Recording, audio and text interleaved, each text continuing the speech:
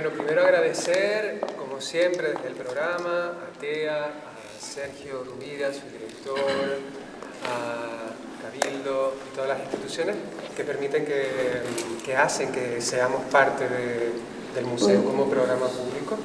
Agradecerte, Fernando, haber traído este trabajo. Bueno, tenemos micro. También queremos agradecer a Mari Paula, que no puede estar con nosotras hoy. Mari Paula es una de las compañeras curadoras, co-curadoras de esta edición de Por Asalto, y ella fue la que nos lanzó la propuesta de Fernando y luego entre todas consensuamos que sí. Ella está a punto de dar a luz, así que bueno, Mari Paula, te mandamos un beso enorme y muchos ánimos para esa criatura, para la quinta curadora que ha estado todo este tiempo con nosotros y por fin la vamos a ver. Bueno, Fernando, como te decía, muchísimas gracias por este trabajo que nos compartes. Fuerte, ¿eh? Pero necesario. Y quería iniciar un poco la conversación, que nos cuentes todos estos archivos, cómo das con ellos, tu interés por este archivo, cómo te vinculas, cómo te relacionas con estos archivos, desde dónde. O sea, vamos, lo que quiero que me cuentes es el origen, cómo los vas encontrando y después el proceso para llegar a esta muestra que nos has hecho hoy, ¿no? Cómo hay esa relación que ya hablábamos en estos días, ¿no? Sobre todo de ese afecto, pero bueno, cuéntanos un poquito, Jazz. Qué brutal. Bueno, gracias a todas y a todos. Estoy ahora como un poco descolocado y sensible, pero vamos a hacerlo. Em, bueno, digamos que mi trabajo desde hace algún tiempo se vincula mucho con la historia y la memoria de las colonias españolas y la huella que las comunidades afrodescendientes dejaron en la cultura española. No la cultura alejada, sino la cultura oficial española y particularmente el flamenco, porque, bueno, lo hablábamos antes, ¿no? Con Acerina, que nos acompaña también hoy. Hay un proceso de borrado progresivo de, de estas memorias, de estas huellas que han dado lugar a una imagen de España y de lo que es la cultura española y en particular en mi caso del flamenco que no se corresponde en realidad con lo, con lo que sucedió. A ver, esa funciona, a ver, con dos. Em, Perdón, no ha salido de la performance todavía. Eh, que no se corresponden con la realidad de lo que es el proceso histórico y esto me llevó a investigar diferentes estilos o palos flamencos que tenían origen afroamericano. Uno de ellos es el garrotín, que lo sigo investigando. Otro de ellos son los tangos flamencos, que no son los tangos argentinos y que también son afrocubanos y eran canciones originariamente cantadas por personas esclavizadas afrodescendientes en La Habana. Y eso fue evolucionando, fueron canciones que llegaron a la península y tuvieron muchísimo éxito. Se hicieron 800 versiones de diferente tipo y entre ellas la flamenca, ¿no? Esto fue como el trabajo anterior. Y la llegada a Guinea por ahí, porque existe un vínculo muy fuerte entre Cuba y la Guinea española, la colonia, porque en los últimos 50 años del siglo XIX Guinea fue gobernada por los esclavistas en Cuba. Hay que recordar que la esclavitud se va aboliendo poco a poco, pero España en Cuba fue uno de los últimos países en abolirla, fue en 1886, 13 años antes de la independencia de Cuba. Entonces había muchos intereses por parte de muchos esclavistas que tenían plantaciones en Cuba de mantener y alimentar la colonia en Guinea porque era un punto intermedio entre la isla de Fernando Po, entre el continente y Cuba, para llevar mano esclava o mano de braceros, que eran como trabajos forzados prácticamente, y al mismo tiempo enviaban a la isla a los disidentes, básicamente. Entonces les venía muy bien. Y este vínculo entre Cuba y Guinea me hizo centrarme más en Guinea. Empecé escuchando de manera como muy casual a Ángeles con Costrina, que quizás la conocéis, una historiadora que habla en la SER todos los días un poquito de historia. Ahí se menciona un libro que se titula La última selva de España, que ya es un tocho específico sobre la historia de la colonización en Guinea. tardé muchísimo en encontrarlo porque estaba descatalogado y demás. Y se lo leyó primero mi chico y me dijo, al final de este libro hablan de bailes. Y resulta que hay varias pantomimas bailadas, varias parodias que hacían para burlarse de los militares. También en Gabón lo hacían con De Gaulle, con Charles de Gaulle. Y dije, uy, qué interesante. Y a raíz de ahí pensé, ostras, aquí hay algo que escénicamente merece ser trabajado, no solo para exponerlo, que ya de por sí es un interés de mi trabajo, exponer todos estos archivos que fui acumulando poco a poco según fui leyendo artículos científicos, viendo que había muchos documentales de propaganda que se habían hecho durante la dictadura. Y un segundo interés era no solo exponerlos, sino, como decíamos antes, ver de qué manera el cuerpo folclórico se acercaba a esa propaganda, porque el folclore, como habéis visto, y el flamenco forman parte, son una herramienta de esa propaganda a muchos niveles. Em, y entonces fui acumulando materiales, fui acumulando documentales y me di cuenta hasta qué punto en el orgullo nacional del franquismo, y esto también lo cuenta Ángeles con Costrina, no olvidemos que los golpistas del 36 eran todos militares que ascendieron muy rápidamente, no por carrera militar, sino por méritos que habían hecho en África, en la guerra del Rif, que duró prácticamente 20 años en el norte de Marruecos y en los diferentes procesos de colonización eran africanistas y recuperar las colonias, el sentido colonial de un imperio que ya se había ido al garete con la independencia de Cuba, Puerto Rico y Filipinas, era absolutamente fundamental para España. Entonces hay mucho material de propaganda y publicidad porque de alguna manera para la autoestima de España como nación dentro del franquismo era importante reivindicar que seguíamos siendo alguien en el panorama internacional y que como las grandes potencias también teníamos colonias. Y luego, bueno, pues acumular archivos. En el momento en el que me invitasteis, que os lo agradezco mucho, fue como meterme un cohete y empezar a digerir todo eso muy rápidamente y ver, tomar la perspectiva de los elementos que tuvieran más que ver con, por un lado, el flamenco, el folclore y demás, y por otro lado, con la danza, y por otro lado, esos discursos que suenan en el nodo justificando el posicionamiento de España. Hemos venido aquí a evangelizar, nunca hemos sido racistas, no tenemos un posicionamiento colonial porque nunca lo hemos tenido con ninguno de nuestros territorios. Bueno, hay cosas muy, muy interesantes porque son horas y horas de imágenes y de texto, pero estos me parecía como que tocaban 2 puntos o 3 puntos que eran importantes. Y es cierto que el abordarlos desde el cuerpo, incluso ahora, claro, debe haber algo en el inconsciente y en el imaginario que vincula en estas imágenes en las que yo me posiciono como, bueno, como una especie de lo que soy, de español, ¿no? De lo que podría haber sido, de colono, un poco desviado, idea que tomo de esta parodia a Franco por parte de los guineanos, y tomando esa idea no he logrado encontrar archivos de las danzas en concreto. Tengo que ir para allá porque hay una investigadora que no me quiere pasar los vídeos, entonces no sé cómo son exactamente, pero el espíritu de resistir a través del humor y de reírte del poderoso y del dictador está presente en este colono bueno, que ridiculiza toda ese desfile militar y demás. Entonces, bueno, pues.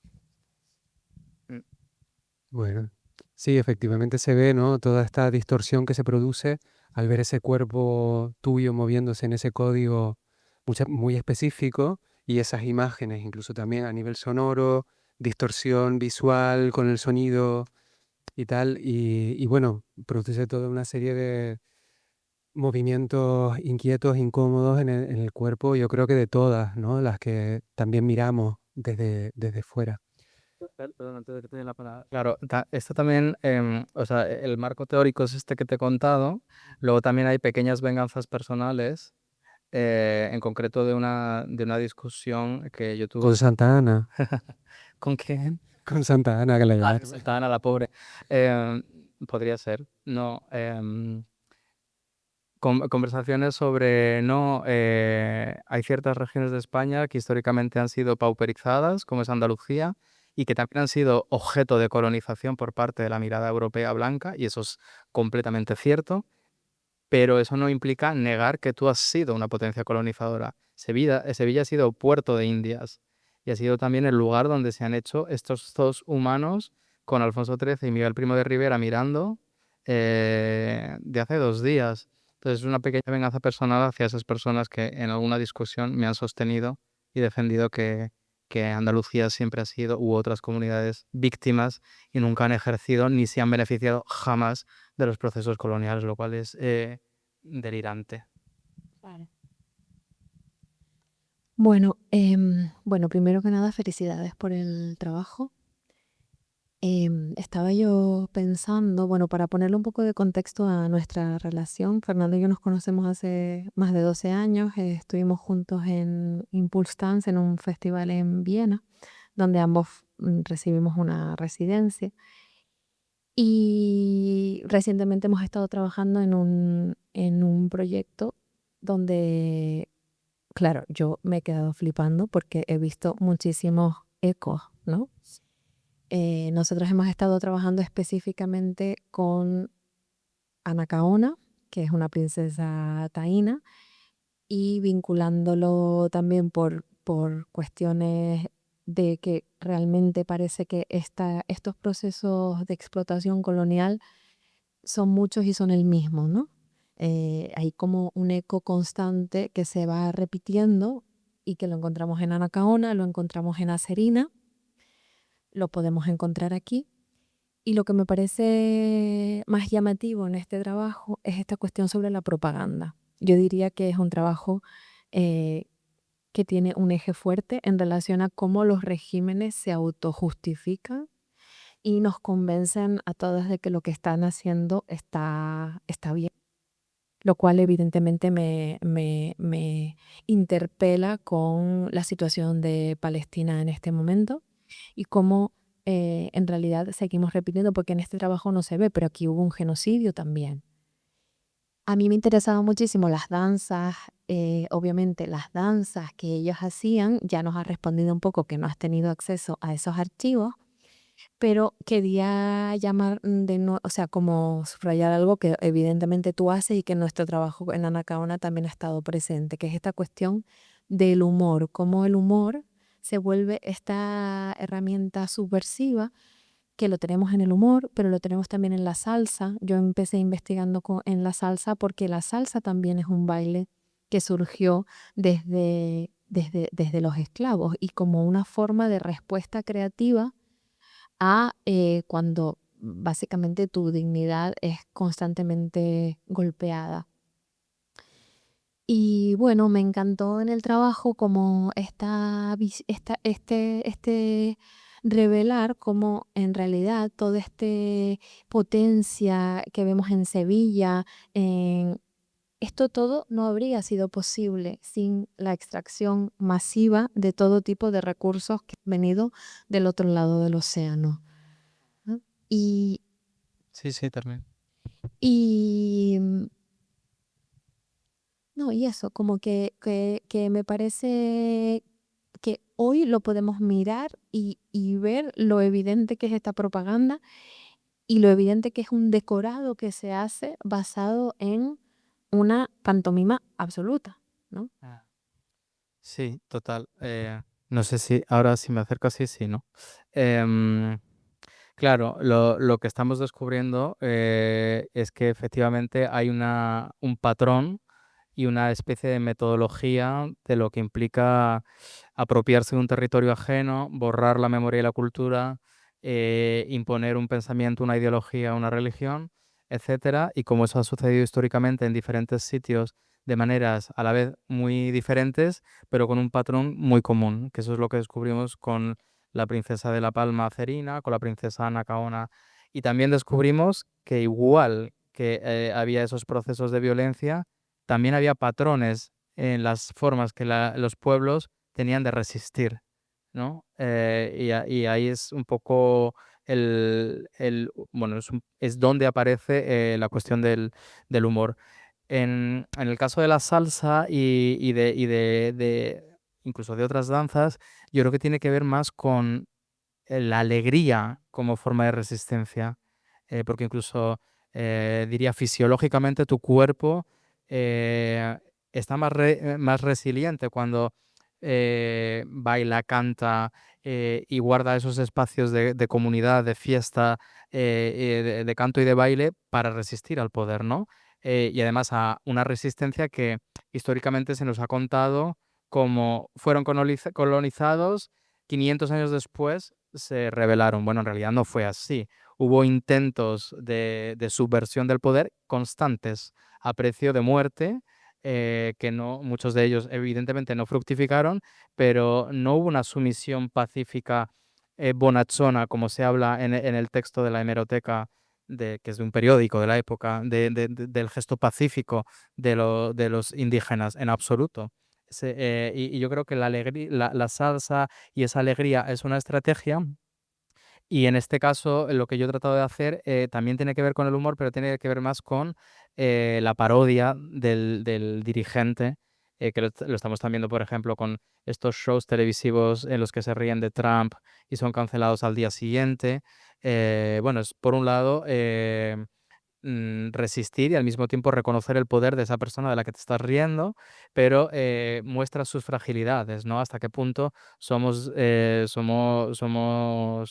em, bueno, frágiles en el sentido de que no aceptamos una crítica o no nos gusta vernos reflejados en nuestras debilidades, en nuestros puntos flojos, etcétera, ¿no? Y por ahí va un poco. Yo he de decir que, claro, internamente también hay disfrute, porque eh, incluso si no hubiera nada de lo que mofarse, incluso si no hubiera un dictador del que reírse, yo bailaría así esta marcha militar, porque me parece divertido y me parece gozoso bailarla desde ahí. Y además me ha pasado algo, te lo conté creo que el otro día, algo distópico, porque vivo en ese lugar distópico que es Madrid, en el que, bueno, hay contrastes tremendos entre, por un lado, estas macro manifestaciones de Palestina que estamos viendo hoy, y el otro día cruzando la Castellana está absolutamente repleta todas las farolas con la bandera de España, fiesta de la Hispanidad, que es importante porque Guinea se independiza el Día de la Hispanidad para soltarla y atraparla al mismo tiempo dentro de esa comunidad cultural que es la Hispanidad, como para tenerla bajo el ala y la protección cultural, lingüística y política y económica de España. Bueno, eh, y sonaban marchas militares. Entonces, no sé si estaban probando, porque el sábado que viene es la marcha, ¿no? Eh, pero yo venía de ensayar esto y escuchar estar dentro del nodo, literalmente estar dentro del nodo en 2025, entiendes eh, que algo que he pensado mucho, no sé qué pensáis vosotros, pero que muchas veces las posiciones políticas son fundamentalmente gustos estéticos. Es decir, si a ti te gusta esa estética militar, ese tipo de música, esa marcha tan rítmica con esa potencia orquestal detrás de viento, metal y demás, pues a lo mejor te inclinas por ciertas posiciones políticas que utilizan esos elementos, ¿no? No lo sé. Bueno, em, sí. Bueno, el asunto es que nos damos cuenta de que estamos en 2025 y muy poco ha cambiado, ¿no? Nos damos cuenta de que tenemos ahora un tratado de paz sobre la mesa, que es lo mismo que el Día de la Hispanidad firmar esta independencia. Es decir, que estos tentáculos son tremendamente resistentes, pero me ha gustado mucho que hables de la fragilidad, que me parece que efectivamente se expone, porque a la vez son sistemas muchísimo más frágiles de los que nos puede parecer. Pese a toda la brutalidad, pese a, fíjate, luego Donald Trump no quiere ser parodiado, no soporta ser parodiado. ¿Qué hay más frágil que eso, no? Que, entonces, en realidad me parece que hay un punto también de empoderarnos. Sí, justo te devuelve el poder y te das cuenta de que tenemos más poder del que creemos y del que nos hacen creer. Probablemente individualmente estos gestos aportan, pero sobre todo la mecha que enciende un gesto individual y que puede contagiar al colectivo y que es desde ahí desde donde literalmente se empiezan a mover las cosas. Pero sí, nada ha cambiado. Hay un fragmento de Dysphoria Mundi de Preciado, un filósofo, bueno, originariamente de Burgos, en el que nombra el shock que le produjo entender que el siglo XX se había construido históricamente y políticamente con una mala decisión detrás de otra. El Tratado de Versalles, que cierra la Primera Guerra Mundial, ya tiene en sí el germen de la situación que va a generar la Segunda Guerra Mundial. La Segunda Guerra Mundial ya tiene en sí, se cierra con 2 bombas atómicas y el germen de lo que será la Guerra Fría, y así sucesivamente, así sucesivamente, que es lo que dice Matadero 5, la novela esta de Kurt Vonnegut, ¿no? Así sucesivamente, se mueren 5.000, da igual, firmamos una paz que es tan insostenible que podemos adivinar lo que va a pasar dentro de 1, 5 o 10 años, ¿no? Entonces, claro, efectivamente, ¿cómo celebrar las malas decisiones, ¿no? Cuando ya sabemos lo que engendran. De hecho, Segunda Guerra Mundial, lanzamos a Palestina un problema que no es de los palestinos y empezamos, ¿no? Lo que tenemos hoy es una continuación de algo con los que ellos no tienen un problema. El problema del racismo es nuestro, es europeo. El problema del antisemitismo es nuestro. Palestina nunca fue antisemita, ¿no? O sea, antisemita. Desde ya, si quieren, podemos abrir si hay alguien que tiene algún comentario, pregunta, y me acerco con el micro. Hola, no sé si se oye o no. Bueno, me ha gustado muchísimo lo que nos ha ofrecido, lo que nos ha regalado y todo el proceso de investigación, creo que es muy importante. Lo único, me ha quedado un poco cortado, porque yo he tenido familia que vivió allí como colono en otro tiempo. Me ha quedado como cortado el que no se dejara o tú comentaras un poco el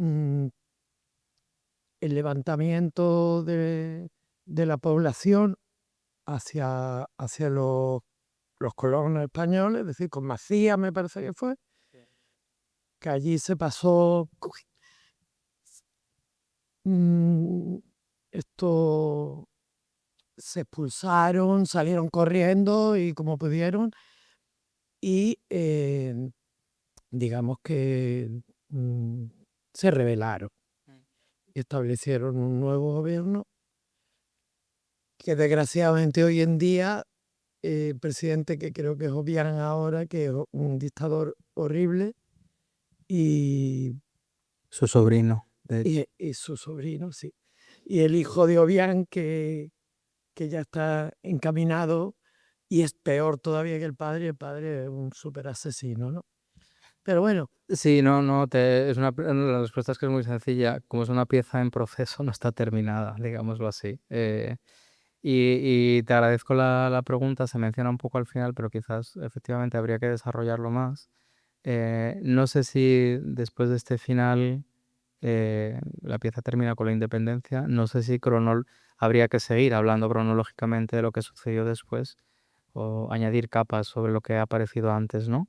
Pero en cualquier caso, sí, efectivamente esa es una de las opciones. El primer año parece que todo va bien y en el 69 les expulsan a todos, incluida la Guardia Civil, incluido bueno, los operarios de televisión española, que luego se convirtió en la televisión guineana, y efectivamente comienza con el presidente electo una dictadura de 10 años.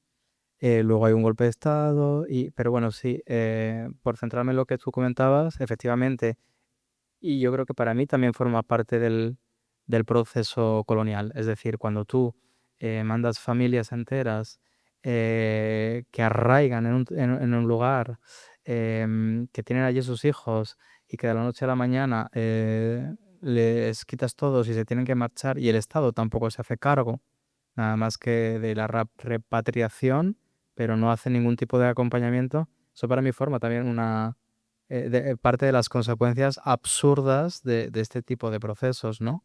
Y sí hay muchos documentales en televisión española sobre, bueno, la Guardia Civil, la televisión, el desmontaje de todo ese sistema y también de algunas de las familias, ¿no? Que, bueno, que vivieron allí, que tuvieron que salir.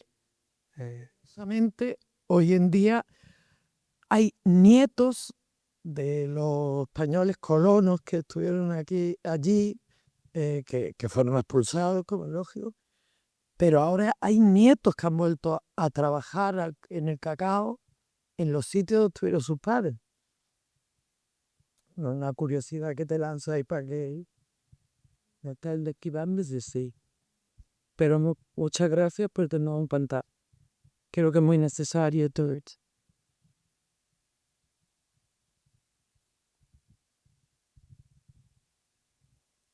¿Alguien más?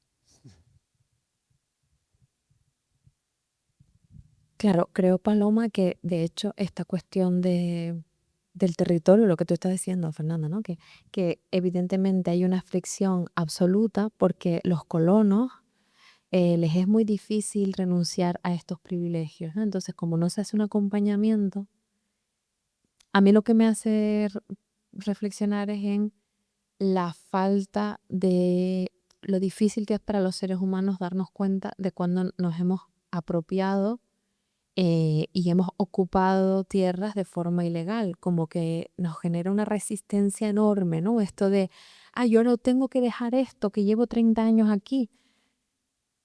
Claro, llevas 30 años aquí, pero es que nunca debiste de venir aquí en un primer lugar, ¿no? Y antes de estar tú, habían otras personas. Entonces, como que, ¿qué tipo de procesos tendríamos que ser capaces de generar a nivel colectivo para conseguir soltar estas cosas? Lo ves en Sudáfrica, ¿no? Con el apartheid y el lo que podamos llamar esto. O sea, allí no ha habido una redistribución de las tierras.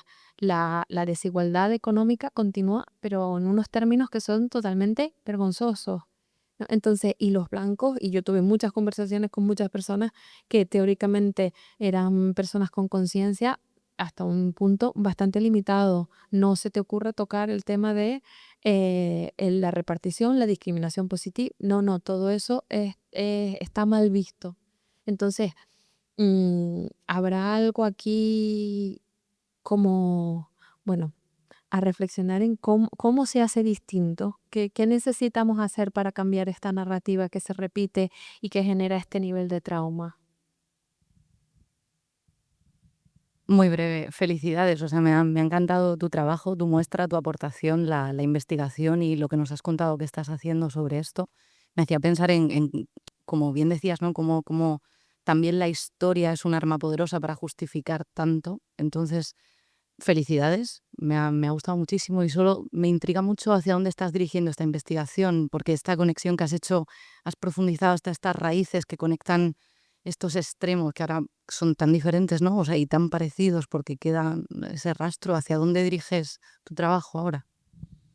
Em, Hay una parte de trabajo de investigación que, como decía, tiene que ver con seguir analizando de manera más profunda los archivos que ya existen, pero no creo que vaya a descubrir mucho más. La otra tiene que ver con, primero, eh, intentar descubrir esas danzas paródicas y tratar de reconstruirlas, porque sí, hay máscaras, muchas de ellas se bailaban con máscaras que imitaban los rasgos de las personas blancas. Se conserva, que aparece en el programa, una de las máscaras en el Museo de Antropología el Nacional de Antropología, y son pues una máscara con mi cara, básicamente. Em, pero solo he encontrado como breves descripciones.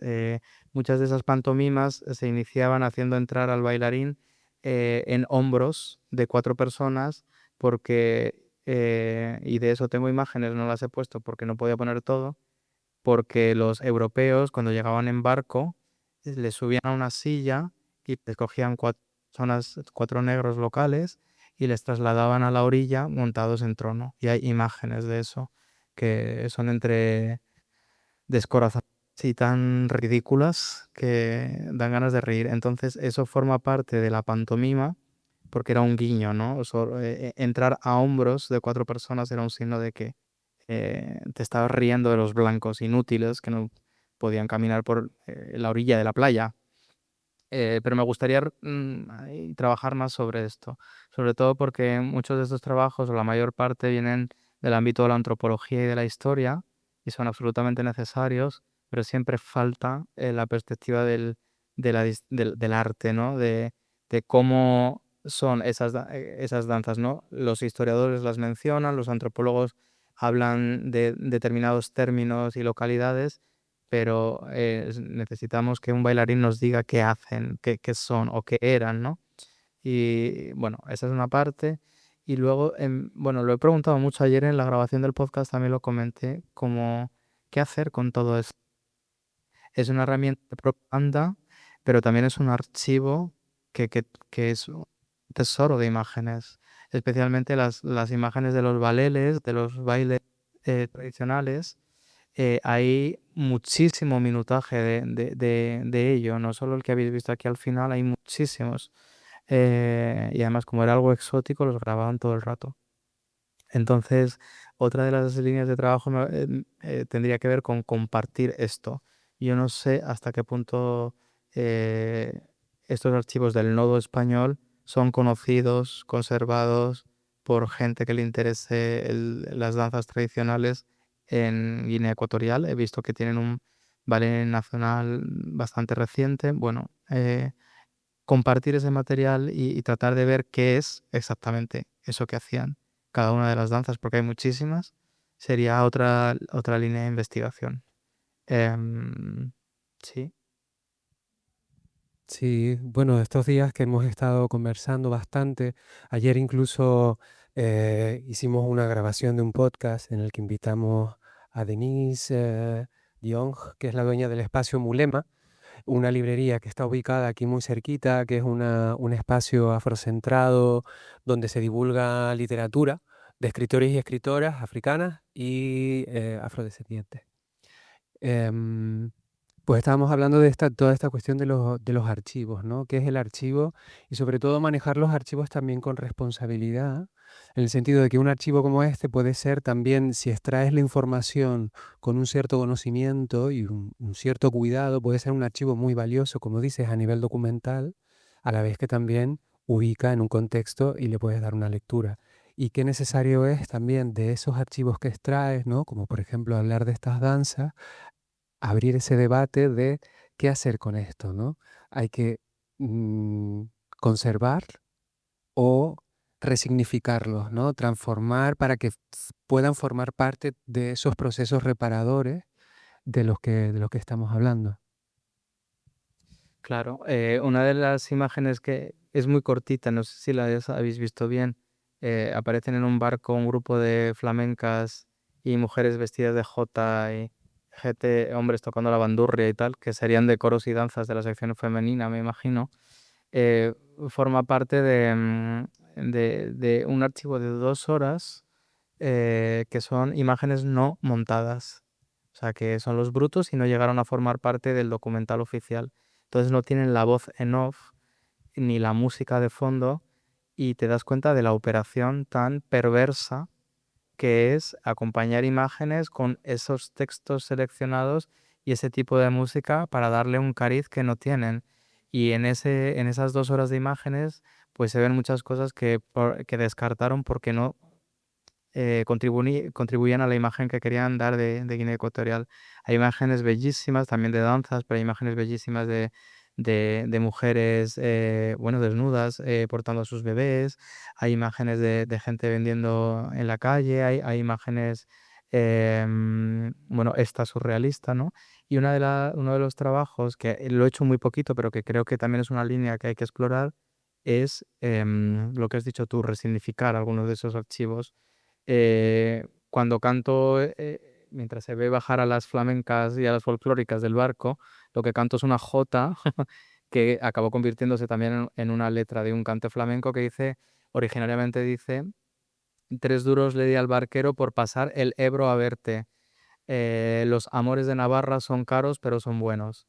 Entonces, igual que nosotros fuimos a Guinea y cambiamos los nombres de los lugares y lo llamamos Sevilla de Niefán y lo llamamos Valladolid y lo llamamos Guadalupe y lo llamamos Santa Isabel y etcétera, pensé, ¿por qué no resignificar nuestras canciones o parte de nuestro folclore introduciendo el río Muni en vez del río Ebro o otra letra que había barajado sobre el río de Sevilla que fuera el Envini en vez del Guadalquivir, etcétera. Ahí hay un juego que me parece interesante, sobre todo porque muestra una vez más lo ridículo que es, ¿no? Esa operación y lo surrealista que es. Sí, como por ejemplo también podíamos ver ese momento de esas danzas africanas con el Viva Sevilla sonando, ¿no? Que se produce toda esa distorsión y también ese borrado, ese silenciado de algo que te está apelando de una manera visual directa, pero que está muteado y que encima hay impuesto otra capa sonora, ¿no? Hablábamos también del uso de estas cuestiones propagandísticas, de cómo a veces se edulcora a través de las danzas, ¿no? De las danzas populares, cómo lo folclórico es usado de alguna manera como para crear una exotización o una imagen de tranquilidad, de todo está bien, y una imagen de vender como una cierta situación hasta pacífica cuando no es así. Sí, total. De hecho, muchas de estas, o sea, hay algunos archivos que son más raros, o sobre todo los de hemeroteca, son los que se escuchan de voz en off, que son periódicos que encontraban en la hemeroteca digitalizada de la Biblioteca Nacional, pero muchos de estos vídeos están en YouTube. El que habéis visto de Sevilla, Viva Sevilla y los bailarines guineanos, está en YouTube y con una capa sonora además horrible de una música de Albéniz que le ha puesto. Y parte de la investigación aquí también ha sido leer los comentarios de los vídeos de YouTube, que estuve a punto de incorporarlos en algún momento de la pieza. Y en este caso es, ¡ay, qué maravilla! ¡Qué tiempos, qué bonito! Tal, no sé qué. Y los vídeos sobre el nodo en Guinea Española son foros de debate directamente en los que tanto españoles peninsulares como personas guineanas, bueno, debaten, y esto no hay que ocultarlo, sobre si estaban mejor antes o están peor ahora, o pues no sé de qué os quejáis, pues no nos echéis la culpa, que han pasado ya mucho tiempo, pues fíjate qué bien lo hacíamos, pues fíjate qué bien, qué mal lo hacían otros, y así. Entonces es como curioso porque quiero decir con esto que eh, posicionar una interpretación sobre el archivo es tanto o más importante que mostrar solo el archivo, porque efectivamente están construidos de una manera tan perversa que pueden muy fácilmente ser recibidos como algo amable, cuando realmente, como tú dices, es algo extremadamente violento. De hecho, bueno, algunos decían, bueno, no, en las caras no se les ve muy, muy, muy contentos. Claro, ¿cómo van a estar? Evidente. De hecho, perdón, ya me cago. Por esto que comentaba antes sobre devolver estos archivos, es una intuición y debería ver los vídeos otras 300 veces. Pero los únicos vídeos de los que yo he sentido que había una verdadera alegría bailando, de todos los baleles que se graban, que debe haber como unas 10 grabaciones diferentes, son este último, en el que están celebrando la independencia, el único. Los demás estaban hechos en el marco de un desfile para Carrero Blanco, etcétera, ¿no? Entonces, bueno, los hacían por obligación. De hecho, en uno de ellos, una de las bailarinas lleva una de las banderitas que yo llevo. Entonces está haciendo su danza y está llevando la banderita de España. Sí. Bueno, Fernando, muchísimas gracias. A Serina, también te agradecemos que nos hayas acompañado. Esperamos, cruzamos dedos para que encuentres esos vídeos de esas danzas perdidas Sí. que no aparecen y que puedas trabajar con ellos. Estaremos Vayan a verla ¿cuándo es? El 20 de noviembre en el teatro. Para Ninfo vamos a hacer Anacaona, una presentación. Lamentablemente él no podrá estar, pero lo haremos con otro intérprete sustituto, o sea que si quieren ver otra forma de investigar sobre estos temas, pues ahí también va a haber una oportunidad. Sí. Pues te tomamos la palabra, ahí estaremos para seguir. Muchísimas gracias a todas, todos y todos, y los esperamos próximamente. Gracias.